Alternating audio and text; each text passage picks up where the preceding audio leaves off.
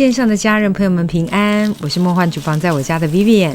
今天要和大家分享的是日本关西一带非常流行的小吃大阪烧。它的传统做法呢是将水、面粉、山药泥、碎高丽菜，甚至是海鲜、肉类全部食材混拌在一起，然后放在铁板上面煎，然后最后再淋上灵魂的大阪烧酱汁，加上美乃滋、柴鱼片，就大功告成了。虽然网络已经有相当多的分享，但我今天这个版本还是有给它不一样哦，又是一个低碳不加面粉版。但我觉得就算没有在做低碳饮食的，应该还是觉得非常好吃。直接把面粉改成豆腐泥，更营养更健康。赶快来备料，所有材料配方就请大家自行荧幕截图，文字食谱的连结我也会放在资讯栏当中，需要的朋友点开资讯栏就可以看到。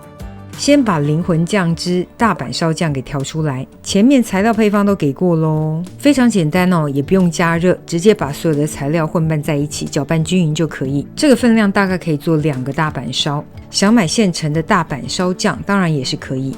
接着来前处理所有的食材哦，高丽菜我们把它切成小块状，清洗的过程画面就不拍了。豆腐的部分用到的是板豆腐，因为内部还是含有一些水分，我们还是要用重物压一下，至少压个30分钟到1个小时。想缩短时间可以直接微波加热个2分钟。豆腐加热或是压重物都会出水，你看压过之后出了不少水，要像上次豆腐饼直接用过滤袋挤也是可以。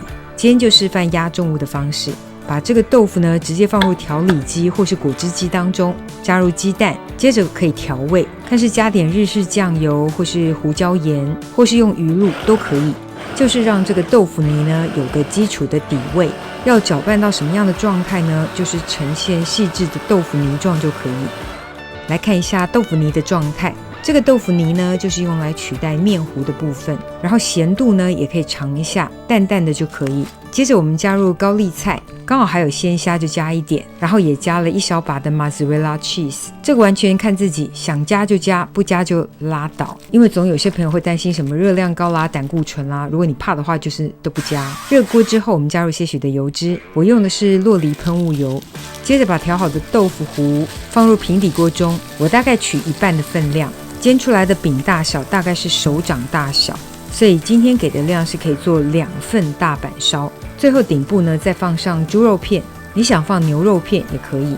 可以放羊肉片吗？马西埃塞，火力维持中偏小，然后盖上锅盖，大约煎个5分钟左右。想要更金黄的可以再加个2分钟。开盖之后呢，你可以偷看一下底部，看看是不是你想要的金黄色。然后翻面的时候尽量要小心哦，因为毕竟没有淀粉面粉，一定要确实定型之后再翻。我这个有点小小裂痕没关系，赶快再往中间聚集一下就好，反正等等上方可以抹上酱料，不要紧。翻面后呢再继续煎个3-4分钟就可以。这段煎的过程呢可以不用再盖盖子，就把底部煎熟煎香就可以。起锅后呢，我们在豆腐大阪烧的表面淋上我们刚刚特调的大阪烧酱汁，不喜欢太咸的记得薄薄1层就好哦。表面再挤上美乃滋或沙拉酱，这个我有很多版本的教学，甚至有豆浆沙拉酱，大家都可以再搜寻一下。最后表面撒上海苔粉，喜欢多的就多加一点，会用欧芹碎取代也可以啦。最后再撒上些许的柴鱼片，豆腐大阪烧就大功告成啦。如果动作快趁热放，这个柴鱼可是会跳舞的，但我们因为拍摄好多镜头很花时间，有点降温就没办法拍到柴鱼跳舞的画面，但没关系，真的完全不影响它的好吃。搭配上这个大阪烧酱，真的吃不出来是豆腐做的，好好吃哦。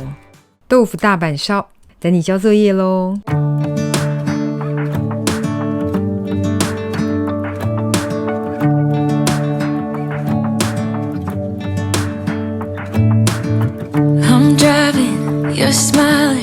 这就是今天的食谱分享，别忘了按赞、订阅、开启小铃铛，然后记得分享给亲朋好友，让他做给你吃。耶稣爱你，我也爱你，我们下次见，拜拜。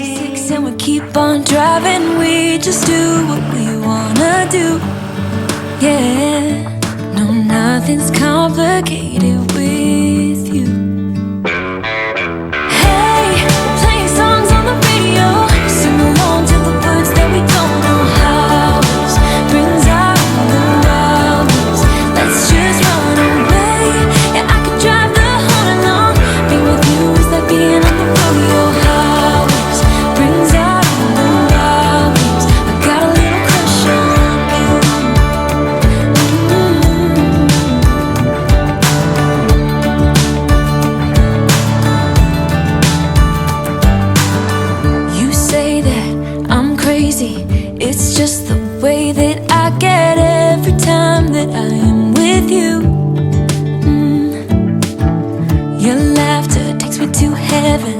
wanna make you repeat it and repeat it again.